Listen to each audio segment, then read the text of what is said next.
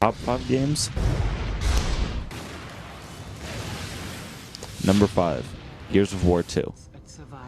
Gears of War 2, created by Epic Games, worked its way into the number 5 slot through its unique third-person shooter gameplay, fast-paced action, stunning graphics, and online multiplayer.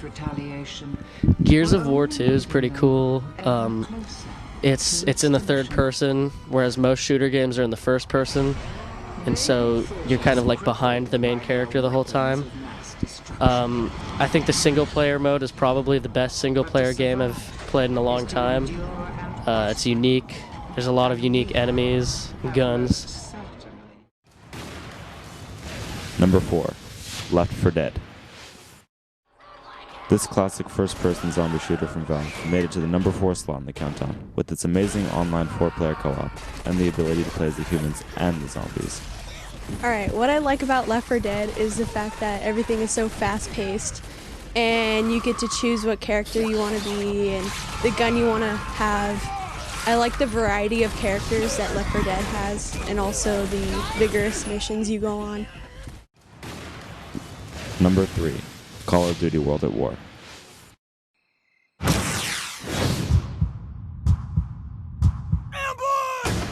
Taking place in World War II, Call of Duty World at War is the latest addition to the Call of Duty series, featuring online co-op gameplay and the all-new zombie mode. Number 2, Little Big Planet.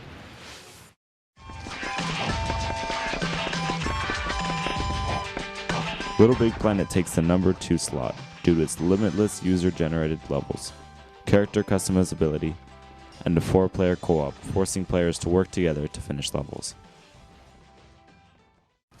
And our number 1 game of 2008 goes to Fallout 3. This smash hit, developed by Bethesda Softworks, commands the number 1 spot because of its 100+ hours of gameplay, infinite customization, and post-apocalyptic setting. Fallout 3, perhaps the first game that you're actually being born into.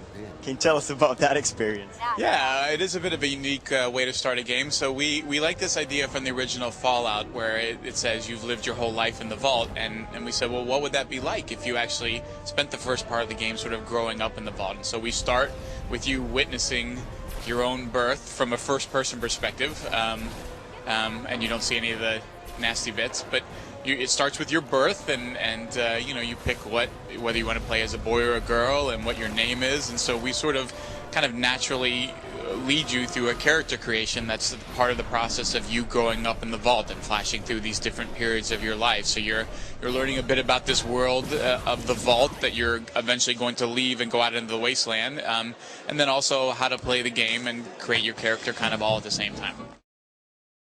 Well, that's it for the top 5 games